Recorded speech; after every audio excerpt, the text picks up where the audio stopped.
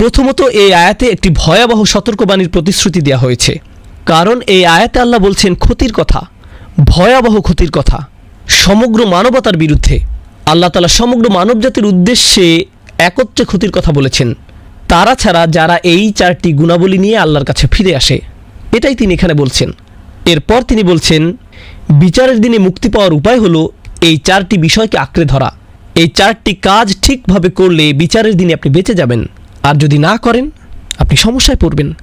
ভাষার মাধুর্যতার কারণে এটা এত সুন্দরভাবে উপস্থাপিত হয়েছে, সুবহানাল্লাহ।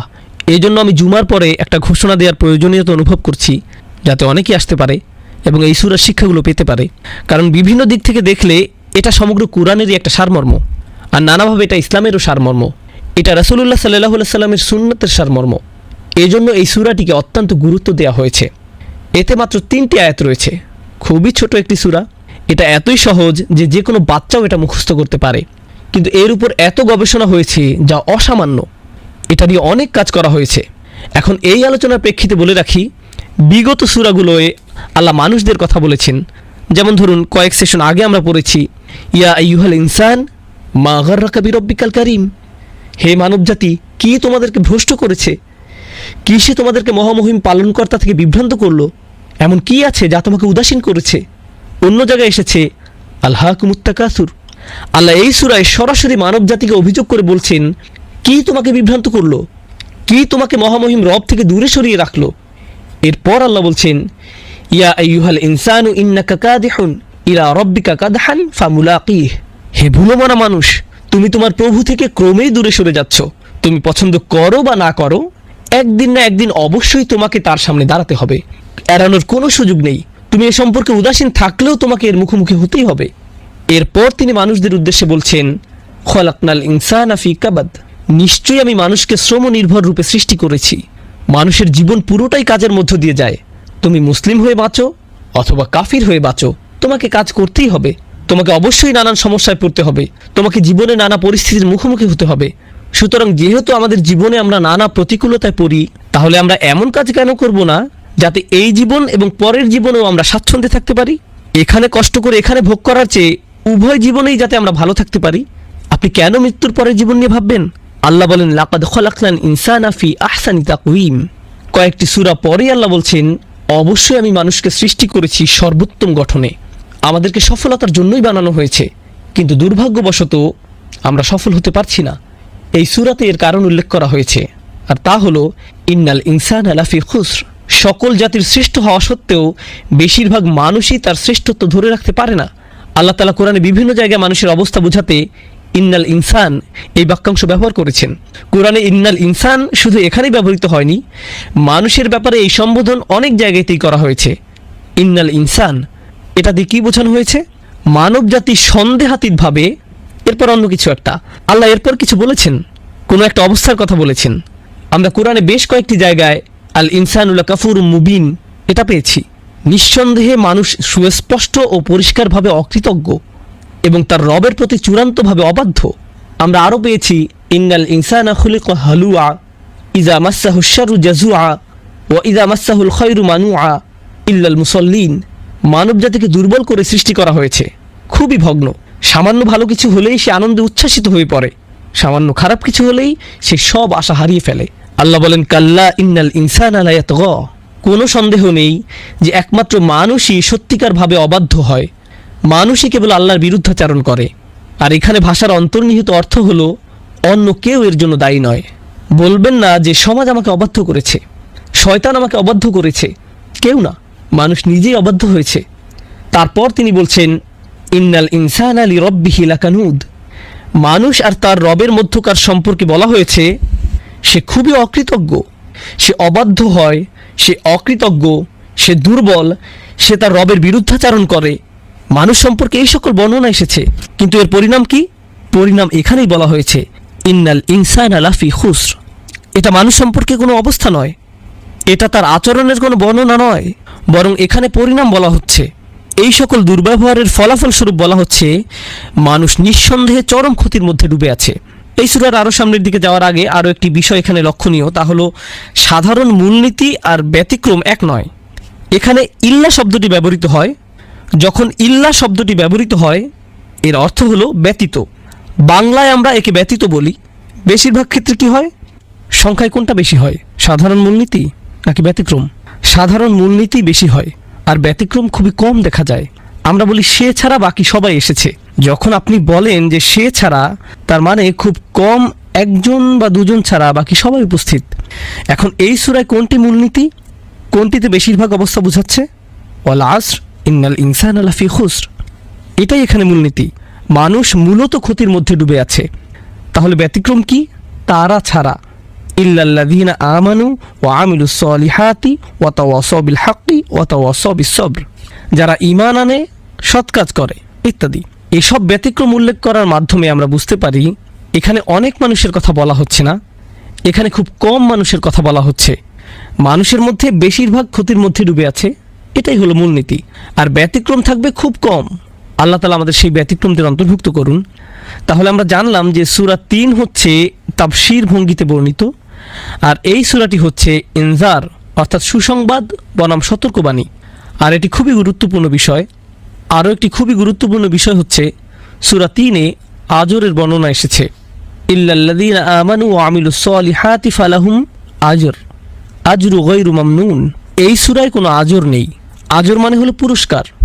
আল্লাহ বলেন তাদের এমন পুরস্কার দেওয়া হবে যার কোনো শেষ নেই, যার কখনোই ফুরাবে না। তখন তিনি এই শব্দটি ব্যবহার করেছেন। কিন্তু এই সূরায় কোনো পুরস্কারের বর্ণনা নেই।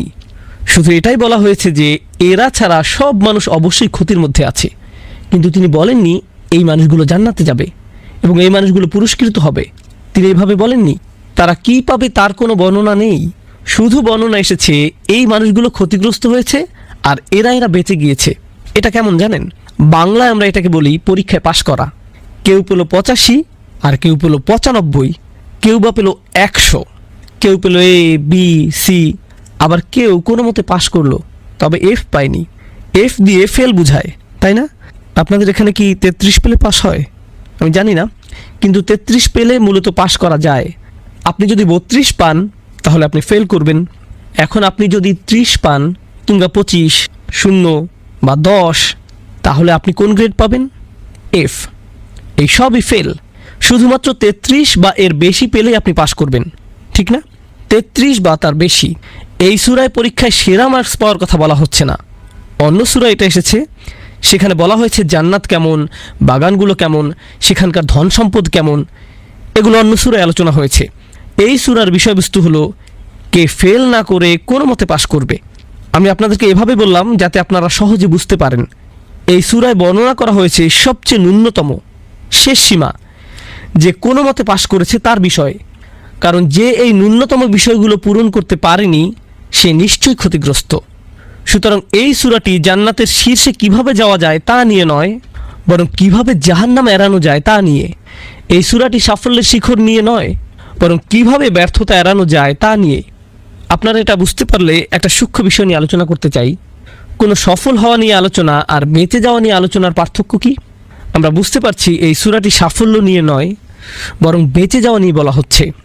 এই দুটির মধ্যে পার্থক্য কি? যখন আপনি বাঁচা মরার সন্ধিক্ষণে থাকেন তখন আপনি সব কিছু ভুলে যান। আপনি যদি ডুবে যান, আপনি যদি আগুন লাগা কোনো বিল্ডিংয়ে থাকেন, আপনি যদি কোনো বিপদের মুখোমুখি হন, যদি আপনার বেঁচে থাকাই সংকটে পড়ে যায়, আপনি সব কিছু ভুলে যান। যখন আপনার বেঁচে থাকাটাই সন্দেহে পড়ে যায়, তখন আপনি বড় সাফল্য নিয়ে কথা বলেন না, তখন আপনি অর্জন করা নিয়ে কথা বলেন না।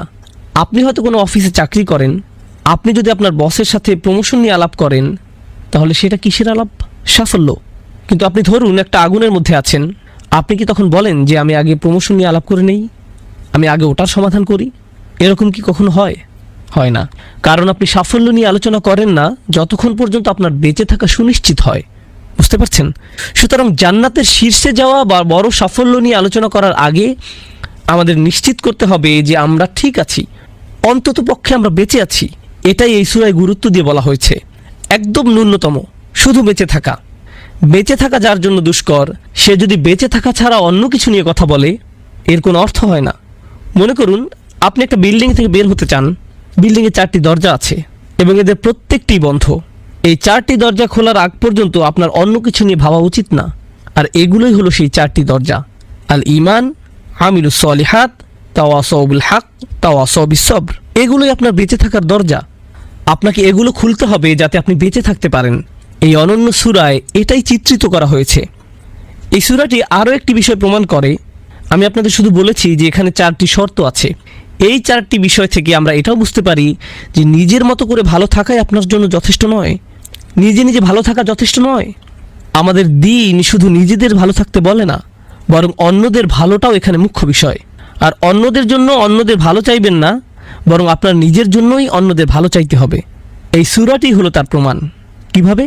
কারণ আল্লাহ বলেন আপনি ক্ষতিগ্রস্ত হবেন যতক্ষণ না আপনি আল ঈমান আমিলুস সলিহাত করেন, যা নিজের জন্য। কিন্তু তাওয়াসাউ বিল হক, অন্যদের কাছে সত্য পৌঁছে দেয়া, একে অন্যকে সত্যের উপর অটল থাকতে বলা এবং ধৈর্য ধারণ করতে সাহায্য করা, এটা কি আপনার নিজের রইল? না, এটা অন্যদের জন্য। সুতরাং এটা প্রমাণ করে নিজেদেরকে বাঁচানোর জন্য অন্যদের জন্য কাজ করতে হবে। শাওকানি রাহমাহুল্লাহ এই সূরার উপর মন্তব্য করেছেন, আদ-দাঈ ইলা দ্বীন ওয়া নাসিহা ফিদ-দ্বীন ওয়া আমর বিল মারুফ ওয়া নাহি আনিল মুনকার। এই তাওয়াসাউ বিস সবর দিয়ে কি বোঝানো হচ্ছে? আপনি মানুষকে দ্বীনের দাওয়াত দিন, আপনি মানুষকে ভালো পরামর্শ ও উপদেশ দিচ্ছেন, এটাও তাওয়াসাউ বিস সবর। আপনি ভালো কাজের সাথে যুক্ত হচ্ছেন, ভালো কাজ করতে বলছেন, খারাপ কাজের প্রতি নিষেধ করছেন, প্রতিবাদ করছেন, এগুলো সবই আপনার বেঁচে থাকার জন্য জরুরি। আপনি মুসলিম হিসেবে সমাজের সমস্যাগুলো না দেখে শুধু আপনার নিজের ছোট গণ্ডিতে থাকতে পারবেন না। আপনাকে এগুলোর বিরুদ্ধে দাঁড়াতে হবে, অন্তত প্রতিবাদ জানাতে হবে। এই সূরার আরও কতগুলো ছোট বিষয় আমি বলবো, তবে এই সূরার সারমর্ম নিয়ে শেষ একটি বিষয় বলে তারপর আমি অন্যান্য শব্দগুলো বিশ্লেষণ করব। ইমাম শাফির দুটি মন্তব্য আমরা পাই। একটি হলো, মানুষ যদি শুধুমাত্র এই সূরার প্রতি আমল করত, এই সূরাটিই তাদেরকে পথ দেখাতো, এটাই যথেষ্ট হতো। অন্য জায়গায় তিনি বলেন, কোরআনে যদি এই সূরাটি ছাড়া অন্য কিছু না বলা হতো তবু এটা যথেষ্ট হতো। শাফি রাহমাহুল্লাহ অনন্য মেধার অধিকারী ছিলেন। তিনি এই সূরায় এমন কিছু দেখেছিলেন যাতে তিনি বলেছিলেন এটাই মানুষের জন্য যথেষ্ট। আর যদি কেবল এই সূরাটি আমল করত, তিনি এই সূরায় এমন কিছু দেখেছিলেন যাতে তিনি বলেছিলেন এটাই মানুষের জন্য যথেষ্ট, তারা যদি কেবল এই সূরাটি আমল করত। এতে কি আছে যাতে এই সূরার এত গুরুত্ব যে তিনি এমন একটি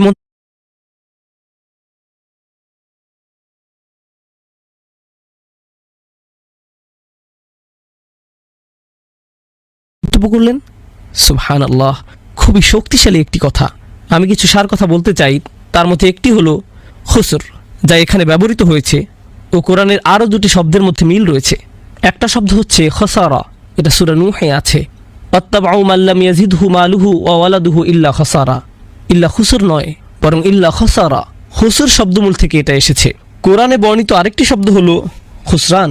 তাহলে 3টি শব্দ আছে, একটি হলো খুসর, আরেকটি খসারা, সবশেষ খুসরান। কিভাবে এগুলো একটি অপরটির থেকে আলাদা? আর এই সূরায় খুসর উল্লেখ করার মাহাত্ম্য কি? প্রথমে খুসারা শব্দটি নিয়ে আলোচনা করি। খুসারা অর্থ একটি ক্ষতির মধ্যে আরও একটি ক্ষতি যুক্ত হওয়া। একটা ক্ষতি ছিল, সেখানে আপনি আরও একটি ক্ষতি যুক্ত করলেন, এটাই খসারা। আল্লাহ যদি সেই শব্দটি ব্যবহার করতেন তাহলে অর্থ হতো আমরা ইতোমধ্যেই ক্ষতির মধ্যে আছি আর এতে নতুন ক্ষতি যুক্ত করছি। কিন্তু আল্লাহ এখানে খুসর শব্দ ব্যবহার করছেন, তাহলে বোঝা গেল আমরা ক্ষতিতে ছিলাম না, কিন্তু আমরা নিজেদেরকে নতুন করে ক্ষতিতে ফেলছি। আমরা শুরুতেই ক্ষতিতে ছিলাম না। তাহলে আমরা দেখি খসারা, যার অর্থ হলো ক্ষতিগ্রস্ত অবস্থায় নতুন করে ক্ষতি, এটা কিভাবে কোরআনে ব্যবহৃত হয়েছে। ওয়ানুনাজ্জিলু মিনাল কুরআনি মা হুয়া শিফাউন ওয়া রাহমাতুল লিল মুমিনিন ওয়া লা ইয়াজিদু যালিমিনা ইল্লা খসারা। তা সীমা লঙ্ঘনকারীদের ক্ষতি বৃদ্ধি করে। সীমা লঙ্ঘনকারীরা কি ইতিমধ্যে ক্ষতিতে আছে? হ্যাঁ, আল্লাহ এটাকে বাড়িয়ে দিয়েছেন। এটা এভাবেই ব্যবহৃত হয়েছে। আরেক জায়গায় আমরা পাই অবিশ্বাসীদের অবিশ্বাস তাদের শুধুমাত্র ক্ষতির দিকে নিয়ে যাবে, ক্ষতির উপর ক্ষতি হবে। তাদের প্রথম ক্ষতি কী ছিল? অবিশ্বাস করা। এরপর এই ক্ষতির উপর ক্ষতি হচ্ছে তারা বিশ্বাসীদের বিরুদ্ধে যা করে সেটা, এটাই ক্ষতির উপর ক্ষতি। তাদের অবিশ্বাসী তাদেরকে জাহান্নামে নেওয়ার জন্য যথেষ্ট ছিল, কিন্তু যখন তারা বিশ্বাসীদের পরীক্ষায় ফেলল তখন তারা নিজেদের খাতকে আরও গভীর করে তুলল। সুতরাং খসারা শব্দটি এখানে উপযুক্ত। একইভাবে সূরা নূহে আমরা পাই ওয়াত্তাবাউ, এরপর মাল্লাম ইয়াজিদহু মালুহু ওয়া ওয়ালাদুহু ইল্লা খসারা। তারা এমন একজনের অনুসরণ করছে যার ধন সম্পদ ও সন্তান সন্ততি কেবল তার ক্ষতি বাড়িয়ে দেয়।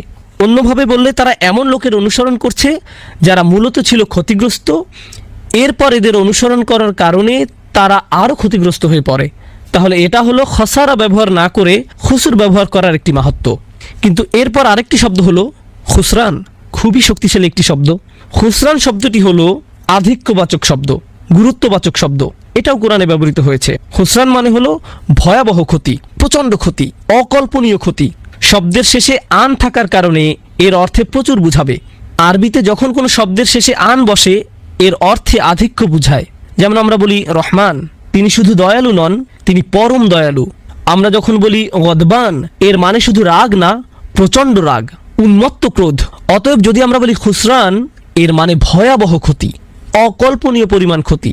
এবার আমরা দেখি এটা কোরআনে কিভাবে ব্যবহৃত হয়েছে। খসিরাত দুনিয়া ওয়াল আখিরা যালিকা হুয়াল খুসরানুল মুবিন। সে দুনিয়া ও আখিরাতে ক্ষতিগ্রস্ত হয়, এটি হলো চূড়ান্ত ক্ষতি। এটা কি চূড়ান্ত ক্ষতি না? এটা কিভাবে এত বড় ক্ষতি? এটা কোনো হালকা বিষয় নয়। সে শুধু একটা বিষয় হারায়নি, সে উভয়টি হারিয়েছে, দুনিয়া ওয়াল আখিরা। সুতরাং এটা হলো ক্ষতির পরে ক্ষতি, এটাই চূড়ান্ত ক্ষতি, খুসরানুল মুবিন। একইভাবে কোরআনে আমরা দেখতে পাই আল্লাহ বলছেন, কুল ইন্নাল খাসিরিন আল্লাযীনা খাসিরু আনফুসাহুম ওয়া আহলিহিম ইয়াওমাল কিয়ামাহ। বলো, নিশ্চয়ই তারা ক্ষতিগ্রস্ত যারা কিয়ামত দিবসে নিজেদের ও তাদের পরিবারবর্গকে ক্ষতিগ্রস্ত পাবে। আর এটাই হলো চূড়ান্ত ক্ষতি। সুতরাং মানুষের আসল ক্ষতি এই দুনিয়ায় হবে না, বরং আসল ক্ষতি হবে আখিরাতে, শেষ ঠিকানায়। আর এমনিতেও তারা এই দুনিয়াতেও ক্ষতিগ্রস্ত হবে, কিন্তু এই ক্ষতি আখিরাতের ক্ষতির ধারে কাছেও আসতে পারবে না। অতএব যেহেতু এটা ক্ষতি হলেও চূড়ান্ত ক্ষতি নয়, তাই এখানে ইন্নাল ইনসানা লাফি খুস শব্দটি ব্যবহার করা হয়েছে। এটি ভারসাম্যপূর্ণ এবং উপযুক্ত। এখানে যদি জাহান্নামের আগুনের কথা আসতো তাহলে কি শব্দ ব্যবহৃত হতো? লাফি খুসরান, কারণ সেটাই হলো চূড়ান্ত ক্ষতি। এর চেয়ে ভয়াবহ ক্ষতি আর হতে পারে না। সুতরাং এই তিনটি শব্দের মধ্যে এখানে সবচেয়ে উপযুক্ত শব্দের ব্যবহার করা হয়েছে। এখন আমরা ইমাম বাইহাকি রহমাহুল্লাহর কিছু মন্তব্য পড়ব। এই সূরাটি নিয়ে তিনি অসাধারণ কিছু মন্তব্য করেছেন। তিনি বলেন, যখনই দুজন সাহাবা একে অপরের সাথে দেখা করতেন তারা একে অপরকে ওয়াল আসর ইন্নাল ইনসানা লাফি খুস ইল্লাল্লাযীনা আমানু ওয়া আমিলুস সলিহাতি ওয়া তাওয়াসাউ বিল হাক্কি ওয়া তাওয়াসাউ বিস সবর এ কথা না বলে বিদায় নিতেন না। তাহলে তারা একে অপরকে এই সূরাটি পড়ে বিদায় দিতেন। কেন? কারণ তাদের মনে হয়েছিল যে এটা অন্যকে মনে করিয়ে দেওয়াটা খুবই গুরুত্বপূর্ণ। এটা এমন না যে আপনি একবার পড়বেন আর আপনার কাজ শেষ। আর এই বিষয়টি আমি আজকের সেশনে বাকি সময়টুকু আলোচনা করতে চাই। সেটা হচ্ছে কোরআনকে একাডেমিক্যালি অধ্যয়ন করা এক জিনিস, শব্দের ব্যবহার শেখা, ব্যাকরণ শেখা, অর্থ বোঝা, বিভিন্ন মুফাসসিরের বিভিন্ন কিরাত সম্পর্কে জানা, এই সব কিছু, এই সব জ্ঞান। যখন আপনি তথ্যগত পড়াশোনার দিকে বেশি ঝুঁকবেন, মাঝে মধ্যে এমন হতে পারে যে আপনি এর অন্তর্নিহিত শিক্ষাই ভুলে যান। দিন শেষে আল্লাহ এখানে আপনার আমার সাথে কথা বলছেন। আমাদের এই জ্ঞানগুলো নিতে হবে, আমাদের এই শিক্ষাগুলো নেওয়ার চেষ্টা থাকতে হবে, আমাদেরকে কোরআনের গভীর জ্ঞান অর্জনের চেষ্টা করতে হবে। এটা কোরআনেরই শিক্ষা। কিন্তু আমাদের এটা ভুললে চলবে না যে দিন শেষে আল্লাহ আমাদের সাথে কথা বলছেন। যেমন কেউ বলে যে তিনি কি তোমার সাথে কথা বলেন, তিনি কি তোমাকে উপদেশ দেন? আর আল্লাহ এখানে অন্য কাউকে নিয়ে কথা বলছেন না, বরং তিনি আমাদের নিয়ে কথা বলছেন। এখানে আপনার কথাই বলা হচ্ছে, আল্লাহ এখানে আপনার কথা বলছেন, অন্য কারো না। এই বিষয়টি এই সূরার একটি বৈশিষ্ট্যকে তুলে ধরে। সেটা হলো মুখে বলা খুবই সহজ। এই সূরায় কি বলা হয়েছে, কি তুলে ধরা হয়েছে, যেটা আমি আজকে আপনাদের সামনে তুলে ধরবো ইনশাআল্লাহ। একই সাথে এর প্রতিটি ছোট অংশকে ভেঙে ভেঙে বিশ্লেষণ করব, কারণ এই সূরাটি এতটাই গুরুত্ববহ, এতটাই গুরুত্ববহ। সুতরাং আমি এর মূল কথাকে আপনাদের সাথে তুলে আনবো ইনশাআল্লাহ। প্রথমত আমরা সাফল্য ও বেঁচে থাকা এই দুটির পার্থক্য আলোচনা করেছি। আমরা বেঁচে থাকা নিয়ে কিছুটা আলোচনা করেছি, কিন্তু সাফল্য নিয়ে এখনো আলোচনা করিনি।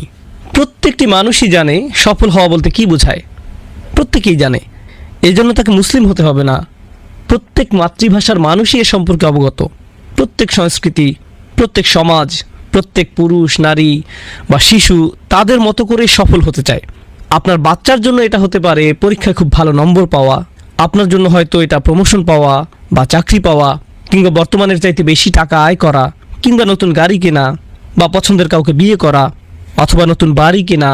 এটা যাই হোক না কেন, কোনো না কোনোভাবে আপনি এটাকে সফলতা হিসেবে ধরে নিয়েছেন। যার এগুলো আছে, এরকম কাউকে দেখলে কোনো ভাবনা ছাড়াই তাকে দেখে আপনি মনে মনে বলেন, লোকটি বেশ সফল, উনি সফল মানুষ, সে কিভাবে এমন হলো। অন্যভাবে বললে, এটা হয়তো আপনি মুখে বলেন না, কিন্তু মনে মনে এটাই চলতে থাকে। আমি আপনাদের নিজেদের জন্য একটা পরীক্ষার কথা বলবো। আপনি হয়তো আপনার এলাকায় হাঁটতে বেরিয়েছেন, একটি খুব সুন্দর বাড়ি দেখলেন। এটা দেখে কি আপনার চোখ কয়েক সেকেন্ডের জন্য স্থির হয়ে যায়? কয়েক সেকেন্ডের জন্য আপনি হয়তো ওখান দিয়ে চলে যাচ্ছিলেন, কিন্তু তখনই দাঁড়িয়ে গেলেন, ওয়াও, এটা খুব সুন্দর, কারণ আপনি তখন ভাবতে থাকেন ওই লোকটি সফলতার এক ধাপ পাড়ি দিয়েছে। এটা কিন্তু আমাদের মনের ভিতরে চলে, যা আমাদের আকাঙ্ক্ষিত বস্তু সেটা পেলেই আমরা সফলতা মনে করি। আপনি হয়তো মসজিদের পার্কিং দিয়ে যাচ্ছিলেন, তখনই একটা চমৎকার গাড়ি দেখলেন, খুবই সুন্দর একটা গাড়ি। আপনার চোখ কি কিছু সময়ের জন্য স্থির হয়ে যায় এবং এটার ডিজাইন খুব খুঁটিয়ে একটু দেখেন, নেভিগেশনটা দেখে ওয়াও এটা খুবই সুন্দর, আপনার চোখ এতে চলে যায়। আপনি মনে মনে ভাবেন এটাই সফলতা। ধার্মিক হিসেবে আপনি হয়তো বলবেন, না, জান্নাত পাওয়াই হলো সফলতা। আমরা জানি দুনিয়া কোনো সফলতা না। এমন কিছু দেখে আপনি কি বলেন আমি সেটা বলছি না, আমি বলছি এগুলো দেখে আপনি কি ভাবেন তা নিয়ে। আসলে আমাদের বাচ্চারা এদিক থেকে আমাদের চেয়ে অনেক সৎ। আমি বাচ্চাদের উপর এই পরীক্ষাটা করেছি, আর আমাদের সবার জন্যই প্রযোজ্য এগুলো। আমি আমার বাচ্চাদের সাথে রাস্তা দিয়ে হাঁটছিলাম, আমরা রাস্তায় একজন ভিখারিকে দেখলাম। সে রাস্তার পাশে একটা বক্সের ভেতরে থাকে, আর তার পাশেই একটা বাড়ির দরজা আছে, আর সেই দরজায় একজন মানুষ দাঁড়ানো ছিল। ওই যে ওই বাড়িতে থাকে, খুবই ধনী মানুষ। এদের কাকে আপনার সফল মনে হয়? বাচ্চারা কি বলেছিল জানেন? আসল উত্তর, যে লোকটি বাড়ির দরজায় দাঁড়ানো সে সফল, যে বক্সের মধ্যে থাকে সে ব্যর্থ, যে বিশ্ববিদ্যালয়ে পাশ করেছে সে সফল, যে পাশ করতে পারেনি সে ব্যর্থ, যে ইলেকশনে জিতেছে সে সফল, যে জিততে পারেনি সে ব্যর্থ। আমরা এভাবেই সফলতা ব্যর্থতার পরিমাপ করি। যে চাকরি পেয়েছে সে সফল, যে পায়নি সে ব্যর্থ, যে ব্যবসা এগিয়ে যাচ্ছে সে সফল, যে তেমন আগাতে পারছে না সে ব্যর্থ। এভাবেই আমরা সফলতা ব্যর্থতা পরিমাপ করি। এভাবে ভাবাটা খুবই স্বাভাবিক, কিন্তু আমরা এই সূরায় খুবই ভিন্ন কিছু জানতে পারছি। আমরা দেখতে পাচ্ছি এসবের কোনো কিছুই সফলতা কিংবা ব্যর্থতার মাপকাঠি নয়। অনেক ধন সম্পদের মালিক হওয়া, যা আপনি এখনও পাননি এমন কিছু পাওয়া, এগুলো পাওয়া আপনাকে সফল বানায় না, আর এগুলো না পাওয়াও আপনাকে ব্যর্থ বানায় না। এগুলোর সাথে সফলতা বা ব্যর্থতার কোনো সম্পর্ক নেই। আচ্ছা আসুন অতীত থেকে কিছু উদাহরণ দেই। আমি জানি না এখনও এগুলো আছে কিনা। আমি একবার এক বন্ধুর বাসায় দেখেছিলাম, এগুলোকে বলা হতো সেলিব্রিটি ক্রিব। জানি না আপনারা দেখেছেন কিনা। বিখ্যাত মানুষদের বাড়িতে এর আয়োজন করা হয়, তাদের বাড়ি দেখানো হতো, হয়তো সেটা কোটি টাকার বাড়ি। মুসা আলাইসাল্লামের সময়ে প্রাচীন মিশরে এরকম সেলিব্রিটি ক্রিব কার ছিল? ফেরাউন। তার বাড়ি কয়েক মাইল দূর থেকেও দেখা যেত। সেটা এত সুন্দর ছিল যে এখনও সেই স্থাপত্য শৈলী আমাদের নজর কাড়ে। এর ভিত্তি খুবই মজবুত, এটা ইতিহাসের স্মৃতিস্তম্ভ। এটা ছিল তার ক্রিব, কিন্তু এরপরেও সে কি সফল? সে হলো ব্যর্থতার সেরা উদাহরণ। কেউ যদি অনেক টাকা জমাতে পারে, আমরা বলি সে খুব উন্নতি করেছে, তার কোনো ঋণ নেই, সে সফল মানুষ। সে হয়তো অবসরের জন্য খুব ভালো পরিকল্পনা করেছে। কোরআনে কারণের কথা এসেছে, তার চাইতে বড় সম্পদশালী কি আর কেউ ছিল? তার মজুদের ঘরের চাবি রাখার জন্য আলাদা লোক ছিল। ধন সম্পদ এত বেশি ছিল যে ধন সম্পদ তো পরের কথা, সেটা মজুদের ঘরের চাবি রাখার জন্য কয়েকজন লোক থাকতো, সেটার তালা খোলার জন্য। সুবহানাল্লাহ। আরেকটি ব্যর্থতার বড় উদাহরণ। অপরদিকে দেখুন, কেউ যদি তার দেশ থেকে বহিষ্কৃত হয়, আমরা তাকে ব্যর্থ বলে ধরে নেই। এটা খুবই লজ্জাজনক ও অপমানজনক, তাই না? রাসূলুল্লাহ সাল্লাল্লাহু আলাইহি সাল্লাম কি তার নিজ ভূমি মক্কা থেকে বিতাড়িত হয়েছিলেন? হ্যাঁ, হয়েছিলেন। হয়তো আপনার বাড়ির আশেপাশেই কোনো গাছের গুঁড়ি আছে, কারো যদি থাকার জায়গা না থাকে আর সে যদি গাছের গুঁড়িতে থাকে, আপনি তাকে ব্যর্থ বলবেন। এটা খুবই দুঃখজনক। রাসূলুল্লাহ সাল্লাল্লাহু আলাইহি সাল্লাম গুহায় থাকতে বাধ্য হয়েছিলেন, কোনো প্লেট নেই, কোনো খাবার নেই, লতাপাতা খেয়ে। ইতিহাসের সেরা সফলতার উদাহরণ ছিল এটা। এখনকার সময় এরকম কাউকে দেখলে আপনি কখনোই সফলতা মনে করবেন না, এটা আপনার মাথায় আসবে না। কেউ যদি বাড়ি থেকে বহিষ্কৃত হয়, সে তখন রাস্তায় থাকে, এটা পরিষ্কার ব্যর্থতা। ইব্রাহিম আলাইহিসসালাম কি তার বাড়ি থেকে বিতাড়িত হয়েছিলেন? হ্যাঁ, হয়েছিলেন। এরপরেও মানব সভ্যতার ইতিহাসের সেরা সফলতার উদাহরণ এটা। আমরা এসব উদাহরণগুলো থেকে কি শিখছি? সেটা হলো সফলতা ব্যর্থতা নিয়ে আমরা যেভাবে ভাবি, সেটা আল্লাহ যেভাবে আমাদেরকে ভাবাতে চান তার অনুরূপ নয়, এটা পুরোপুরি ভিন্ন। আর তারপর যখন আমরা আমাদের চিন্তাগুলোকে পুনরায় সাজাতে থাকি, আমরা দেখতে পাই আমাদের সমাজ খুবই সংকটে রয়েছে। আর এই সব কিছুই এই সূরার শিক্ষা। আজকের সমাজে, আজকের বিশ্বে কিছু বিষয়কে সফলতা হিসেবে ধরা হয়, আর আপনাকে একের পর এক বলা হয় এগুলোই হলো সফলতা। অন্যভাবে বললে, সফলতার ভুল সংজ্ঞা আপনার দিকে প্রতিনিয়ত তীরের মতো ছোড়া হচ্ছে। আপনি কিছুই করতে পারবেন না। আপনি হয়তো আপনার কম্পিউটার অন করেছেন, সেখানে আপনি দেখবেন অ্যাডে দেখাবে আপনার কোন ধরনের গাড়ি কেনা উচিত, আপনার কেমন হওয়া উচিত, আর আপনার সার্চ করা বিষয়গুলোর উপর দোকানগুলো নির্দিষ্ট পরিমাণ ছাড় দিবে। বিলবোর্ডে দেখবেন আপনার বাড়িটা কেমন হওয়া উচিত। যতভাবে অ্যাডভার্টাইজ করা যায় তার সবটাই আপনার উপর প্রয়োগ করা হচ্ছে। এমনকি আমাদের বাবা মা ও মুরব্বীদের মধ্যেও, আমাদের তরুণদের মধ্যেও আপনার কোন কলেজে যাওয়া উচিত, আপনার কেমন চাকরি করা উচিত, কোথায় আপনার বাড়ি কেনা উচিত, অনবরত আমাদের বলা হচ্ছে সফলতা এটা, সফলতা এটা, সফলতা এটা, একের পর এক প্রতিনিয়ত। আর জানেন তো, যখন আপনাকে কোনো কিছু বারংবার বলা হয়, যদিও সেটা ভুলও হয়ে থাকে, তখন কি ঘটে? আপনার মনে হতে থাকে সেটা ঠিক, সেটার প্রভাব আপনার উপর পড়ে। যদি আপনার আশেপাশের মানুষেরা বারংবার আপনাকে বলে আর বোঝায় যে এটাই হলো সফলতা, তখন বিষয় এমন হয় যে সবাই বলছে এটা সফলতা, তাহলে আমিই মনে হয় এটাকে সফলতা না ভেবে ভুল করছি। সেদিন একজন এসে বলল, নোমান ভাই, আপনি খুব সুন্দর করে বলেছেন, কিন্তু আজকাল এভাবে কেউ ভাবে না। হ্যাঁ, সেভাবেই বলল, কেউ এভাবে ভাবে না। সত্যি এমনটাই হয়ে থাকে। যেহেতু কেউ এভাবে ভাবে না, তাই আমরা ধরে নিয়েছি এটা চলবে না। এটা যদি সত্যি হতো তাহলে সবাই এভাবে ভাবতো। কিন্তু আমরা এটাও জানতে পারছি সত্য কখনো মিষ্টি হয় না, সত্য হলো তিক্ত। আমি এখনও কোনো কাজের কথা বলিনি, আমি শুধু মনোভাব পরিবর্তনের কথা বলেছি। এই দুনিয়াবী জীবনের প্রতি আমাদের মনোভাবের কথা, শুধু এটা নিয়েই কথা বলেছি, মনোভাবের পরিবর্তন। এই দুনিয়ার সাথে সফলতার কোনো সম্পর্ক নেই। এখানে একটু বলে রাখি সন্দেহ দূর করার জন্য, আমি বলছি না যে এই দুনিয়াটা খারাপ জায়গা, কারণ আল্লাহ বলছেন খলাকালাকুম মা ফিল আরদি জামিআ, জমিনে যা কিছু আছে সব কিছু তিনি তোমাদের জন্য সৃষ্টি করেছেন, এই সবই আমাদের জন্য। তাহলে আমরা কিভাবে এই দুইয়ের মধ্যে সামঞ্জস্য করব? আমরা জেনেছি যে ধনী হওয়া কোনো খারাপ কিছু নয়, সুন্দর একটি গাড়ি থাকা খারাপ কিছু নয়, সুন্দর জামা কাপড় থাকা খারাপ নয়। কিন্তু আপনি যদি মনে করেন সেটা হলো সফলতা, তাহলে আপনি ভুল করছেন। দুনিয়ার নানা কিছু আপনার থাকলে কোনো সমস্যা নেই, দুনিয়াকে ভালোবাসা হলো সমস্যা। যার দুনিয়া আছে এমন কারো বিরুদ্ধে আল্লাহ তাআলা কিছু বলেননি, তিনি তাদের বিরুদ্ধে কথা বলেছেন যারা এই দুনিয়ার প্রতি প্রভাবিত হয়েছে। ওয়া আসার আল হায়াত দুনিয়া, সে দুনিয়ার জীবনকে প্রাধান্য দেয়। ক্ষতিগ্রস্ত না হয়েও আপনার অনেক ধন সম্পদ থাকতে পারে, আপনি সেটা পারবেন। আবার আপনি অনেক গরিব হয়েও দুনিয়ার প্রতি আসক্ত হতে পারেন, এতে আপনি ক্ষতিগ্রস্ত হবেন, ক্ষতির মধ্যে পড়বেন। বাহ্যিক কোনো কিছু নিয়ে আলোচনা করার আগে আমাদের প্রথম চিন্তা হলো আমাদের অন্তরের ভেতরে কি আছে। তাহলে এটাই হলো সফলতা বনাম বেঁচে থাকা। এতক্ষণ আমরা জানলাম যে আমরা কিভাবে সফলতা নিয়ে আমাদের ধারণাগুলো পুনরায় সাজিয়ে নিতে পারি। এখন আমরা পরের পয়েন্টে আসি। এই সূরা থেকে আমরা জানতে পারছি যে সব মানুষেরই বেঁচে থাকার প্রচণ্ড আকাঙ্ক্ষা রয়েছে। ওয়াল আসর ইন্নাল ইনসানা লাফি খুসর, নিশ্চয়ই মানবজাতি ক্ষতির মধ্যে ডুবে আছে, নিশ্চয়ই মানুষ ক্ষতিগ্রস্ত, ক্ষতির মধ্যে নিমজ্জিত হয়ে আছে। আমরা এই থেকে কি বুঝলাম? আমরা এই থেকে বুঝলাম এখানে কোনো ব্যতিক্রম নেই, আপনি আলাদা কিছু নন। আল্লাহ এখানে বলেননি ইন্নাল কাফির লাফি খুসর। কিছু কিছু মুফাসসির মন্তব্য করেছেন আল ইনসান বলতে এখানে কাফের বোঝানো হয়েছে, এখানে ক্ষতিগ্রস্ত হিসাবে কাফেরদের বোঝাতে পারে। কিন্তু আমরা সাহাবাদের বিভিন্ন বর্ণনায় পেয়েছি যে তারা সূরা আসরের প্রথমাংশ নিয়ে চিন্তিত ছিলেন।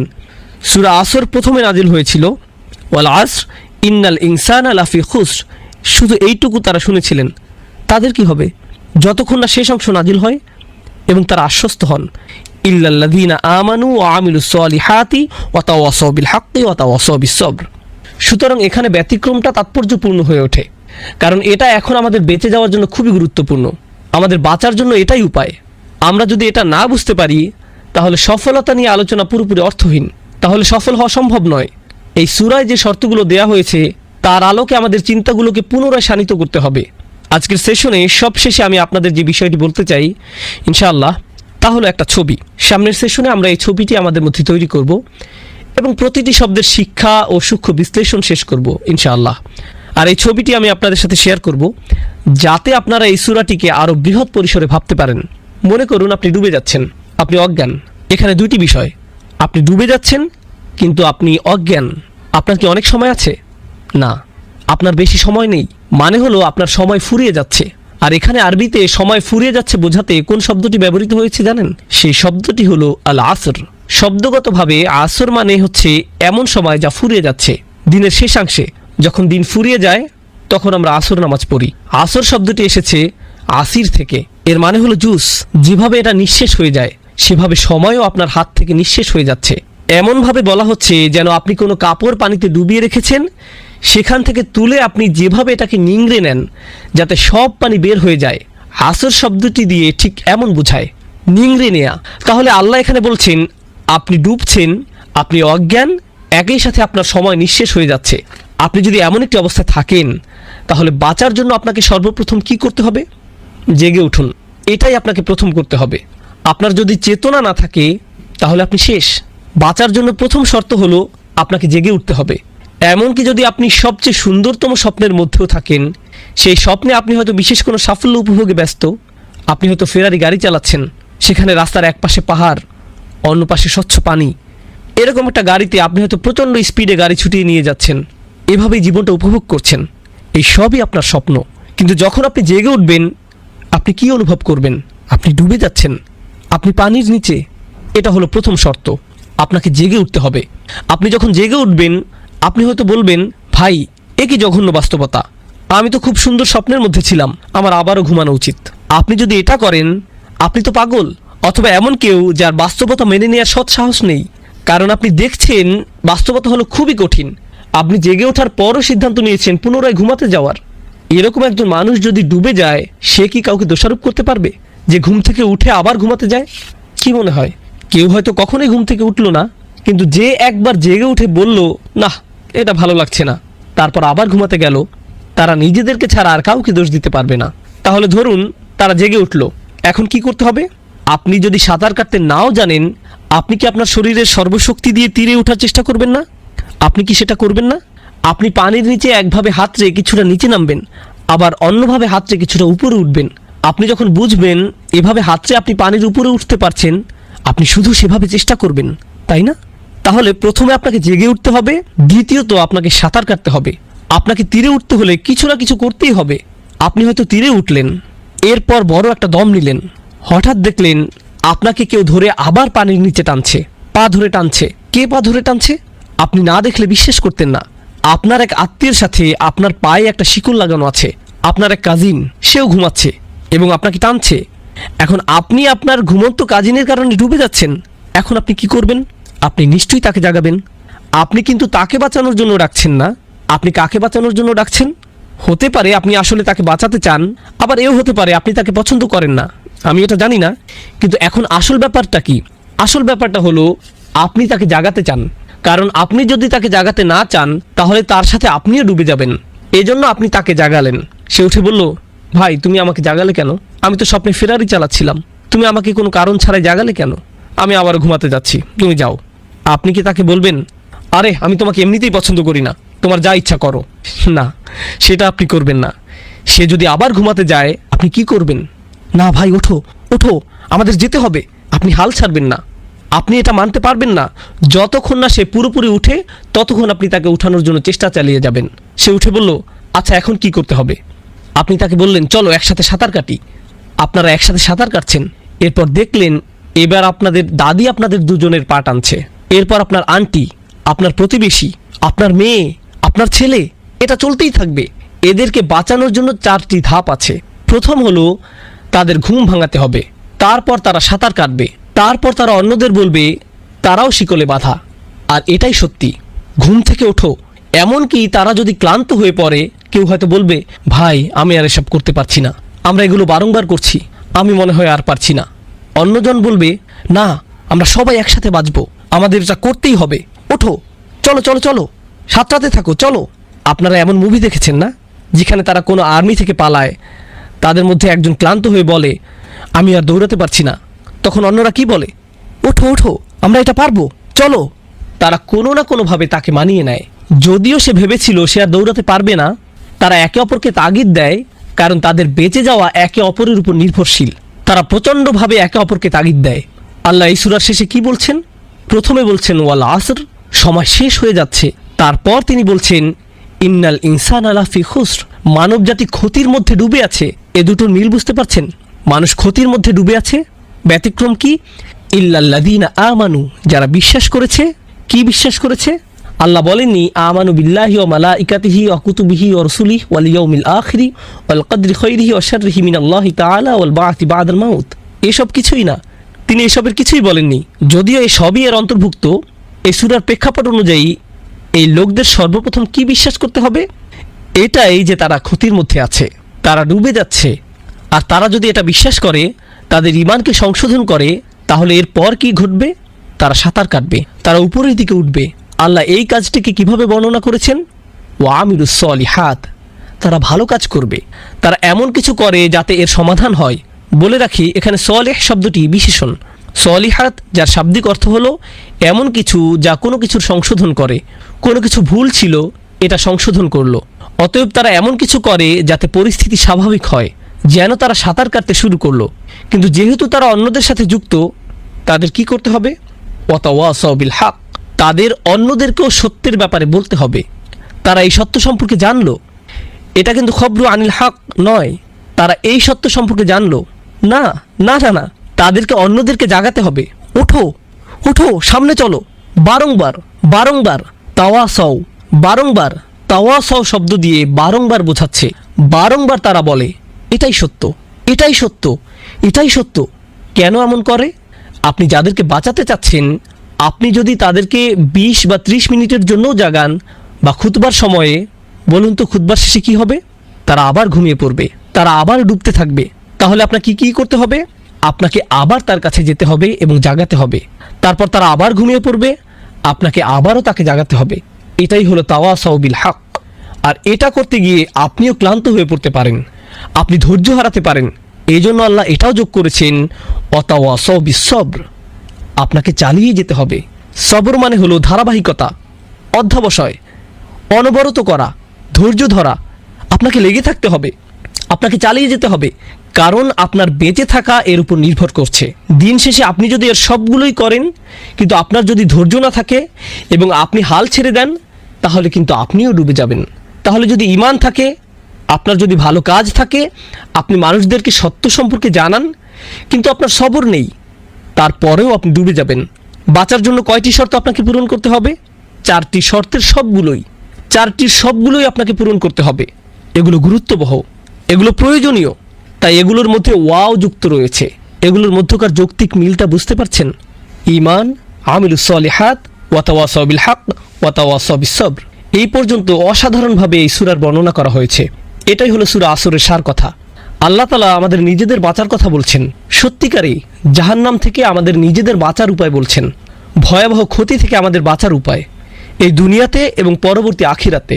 কিন্তু জেনে রাখুন, এই সূরাটি হলো এই দুনিয়া নিয়ে, মূলত এটি হলো এই দুনিয়া সম্পর্কে। আমরা এটা কিভাবে জানলাম? আল্লাহ তাআলা ওয়াল আসর শব্দটি ব্যবহার করেছেন। সময় ফুরিয়ে যাচ্ছে। কোথায় সময় শেষ হয়ে যায়? দুনিয়াতে নাকি আখিরাতে? এই দুনিয়াতে সময় শেষ হয়ে যায়, পরকালে কখনো সময় শেষ হবে না। ফি জান্নাতিন আও ফিন নারি আবাদা, হয় আপনি বাগানে প্রবেশ করবেন, না হয় আপনি অনন্তকালের জন্য আগুনে প্রবেশ করবেন। আল্লাহুম্মা লা তাজআলনা মিন আসহাবিন নার, আল্লাহ আমাদেরকে আগুনের অধিবাসী না করুন। শেষ কথা বলবো ইনশাআল্লাহ, এরপর আমি শেষ করব বিইজনিল্লাহ। এই সূরাটিতে আমি অনেক গুরুত্ব ও সময় দিয়েছি, কারণ আমি মনে করেছি এই শিক্ষাটি এতই শক্তিশালী এবং একই সাথে সংকটপূর্ণ যে আমাদের সবার পরিবারে এর উপলব্ধি আসা প্রয়োজন। আল্লাহি, এটা খুবই দুঃখজনক ঘটনা যে আমরা সবাই এই সূরাটি জানি, আবার উল্টো দিকে দেখুন, আপনার হয়তো মুভি দেখতে দেরি হয়ে যাচ্ছে, আর যদি তখন নামাজের সময় হয় বা আপনি হয়তো বাস্কেটবল খেলতে যাবেন, আপনি তাড়াতাড়ি নামাজটা শেষ করতে চান, আপনি তখন কি করেন? আপনি পড়েন ওয়াল আসর ইন্নাল ইনসানা লাফি খুসর, পুরোপুরি মুদ্রার উল্টো পিঠ, তাই না? ওয়াল আসর ইন্নাল ইনসানা, এটা পড়েন কারণ এটা খুব ছোট একটা সূরা, তাড়াতাড়ি পড়ে আপনি উঠে চলে যান, তাই না? আমাদের অনেকের বাসায় অনেক বড় করে বাধাই করা আছে, ওয়াল আসর ইন্নাল ইনসানা লাফি খুসর, বড় টিভি স্ক্রিন বা ভিডিও গেম কনসোলের পাশেই টানানো। আমরা ঘন্টার পর ঘন্টা খেলি, আর পাশেই আমাদের মুখের সামনে লেখা নিশ্চয়ই মানুষ ক্ষতির মধ্যে আছে। আর সবচেয়ে বড় ক্ষতি কি? সময়। আর আমাদের সব সময়গুলো এসবে শেষ হয়ে যাচ্ছে। আমাদেরকে এই সূরাটি ভালোভাবে বুঝতে হবে, কারণ এটি সমগ্র কোরআনের সার কথা। আমি এখন এর সারাংশ আলোচনা করে আমার কথা শেষ করব। পুরো কোরআনের সার কথা হিসেবে এই সূরাটি যেভাবে এসেছে সেটা অনন্য। প্রথমত আল্লাহ শপথ করছেন, দ্বিতীয়ত এই সূরায় আল্লাহ বলছেন ইন্নাল ইনসানা লাফি খুসর, তিনি মানব জাতির ক্ষতি নিয়ে বলছেন। মানুষ ভয়াবহ সমস্যায় আছে, মানুষ যে ক্ষতির মধ্যে আছে, এটা কি আমাদের নবীজি সাল্লাল্লাহু আলাইহি সাল্লামের মূল শিক্ষার একটি নয়? তিনি যখন পাহাড় থেকে নেমে আসলেন, এসে মানুষদের এটাই বললেন। তিনি কি মানুষদের বিচারের দিন সম্পর্কে সতর্ক করেননি? তিনি কি মানুষদেরকে আসন্ন ভয়াবহ ক্ষতি সম্পর্কে অবগত করেননি? বলেননি যে তারা ক্ষতির মধ্যে আছে?